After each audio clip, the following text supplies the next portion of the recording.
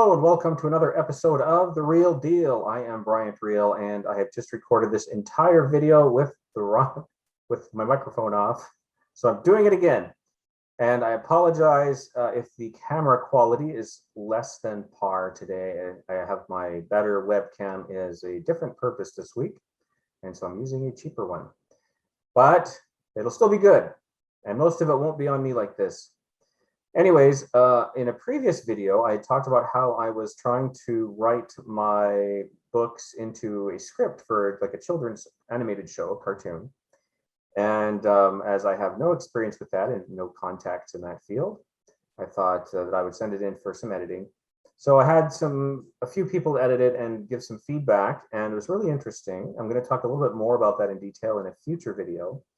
But one person had mentioned something that I really wanted to talk about because it's something that had occurred to me a couple of years ago from a study that I had found. And this is that one of the people said that my scene description blocks, you know, in a script when you're describing the scene before you get into the dialogue and all that sort of thing. This person said that they shouldn't be more than 3 lines each block, because any more than 3 lines and people have difficulty visualizing what you're trying to describe. And this reminded me very much of a study that I came across a couple of years ago when I was researching a paper. And it basically said the same thing. And it wasn't a literary paper, and I'll get into that shortly, but I felt like it applies to literature, and I could be wrong. I could be misinterpreting the data. So I invite all of you to review it. I will leave a link for that study in the description of the video. So maybe those of you more expert than me can disseminate it a little. But it was very interesting because I noticed that when I read, and I'm sure many of us do, when you're reading a book and you get a huge block of descriptive text, a lot of times we'll skim it or skip it completely. But also, at the very least, find it very, very difficult to visualize what's going on. And so when I saw this study, I thought, yeah, that definitely happens to me at least. So let me share the screen here. So you should be looking at a study called Differential Engagement of Brain Regions Within a Core Network During Scene Construction. And so this study is not talking about scene construction in the sense that I am in terms of writing a book or a script, but rather they're talking about forming visualizations of memories or trying to visualize future events or things like that. So whether or not this directly applies to literature, I don't know. It might affect different parts of the brain.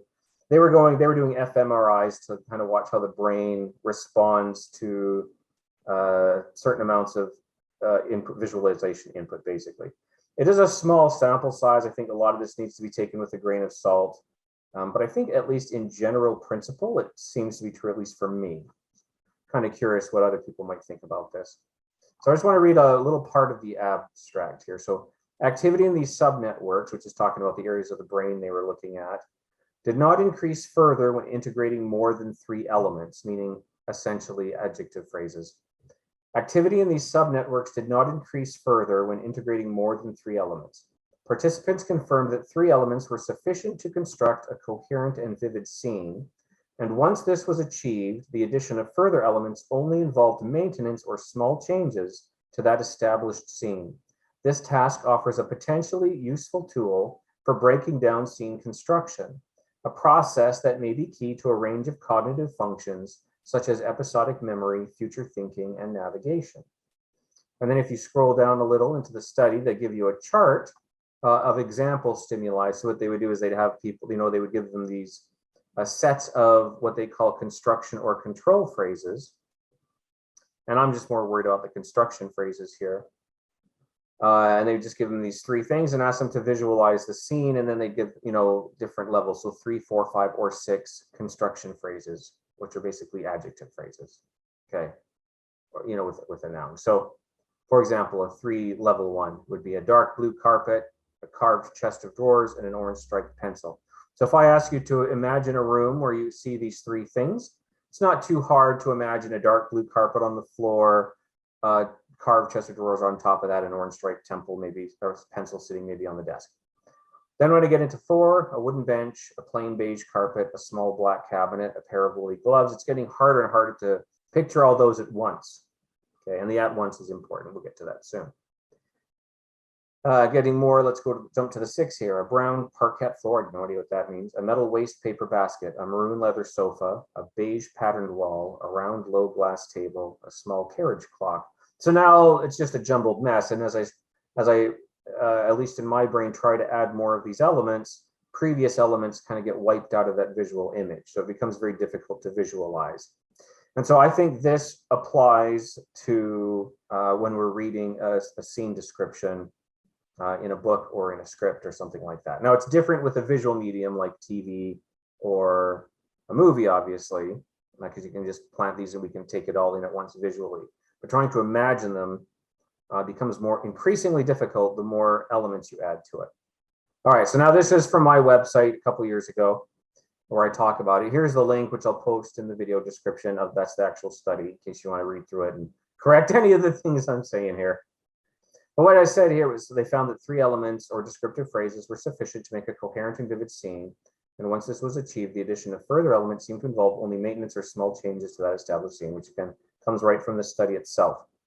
So then I gave an example. So let me give you 3 descriptive phrases. So I'm going to say verdant forest or green forest, blossoming pink peonies. Peonies are flowers. So just if you don't know what type of flower, it doesn't matter, pink flowers that are blossoming.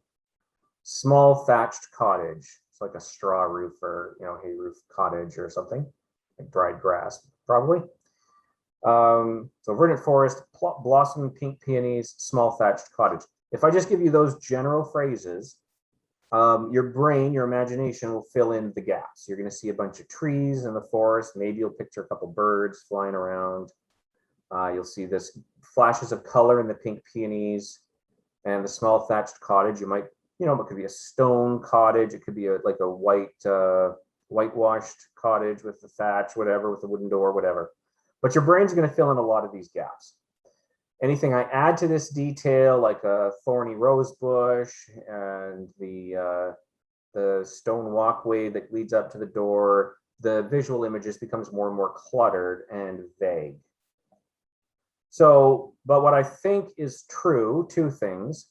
Number 1 is that you could still add non-visual images, or not images, but non-visual senses to the description without cluttering it. So I could describe the sound of birds singing. That doesn't affect my visual mental image, or the smell of an apple pie on the windowsill, right? And so I can put these in there without muddling the visual image. And so the concept I came up with was 3 wide and 3 deep. So you have 3 visual images in there and then 3 senses. And I think you have a pretty clear mental image of the scene being described. Now, that doesn't mean you can't add more detail. I just think it means you need to wipe that slate and refocus the reader. Again, this is just kind of me gassing on. It's not necessarily, this is not proven. Just I feel things are more clear this way. If I were to then take that image out of their brain and focus on, let's say, the door of the cottage.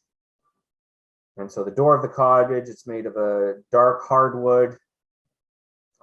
It has an ornate brass door handle and a heart carved into the center, right? So again, that's 3 visual images. And if I wanted to add a smell, I could say there's a smell of wood, a fresh finish on it. And again, so I've gotten that other scene out of the brain. Now I can just easily and clearly visualize this door. All right, so I'm going through these elements 1 step at a time and just redirecting the person. So I've tried to write this way, and I know that this hasn't always been the case in my writing, but I think I've never been one to over describe things.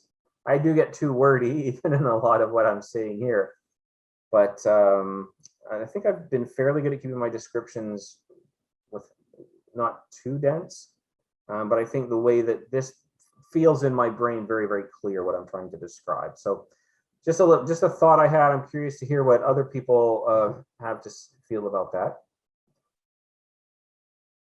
Again, I'll post the link to that study in the description if anybody actually wants to go through and explain maybe a little better how I'm either right or wrong, but it seems to work. In my brain, this is working. So maybe it's just me, but that's all I wanted to talk about today. So you have a wonderful evening.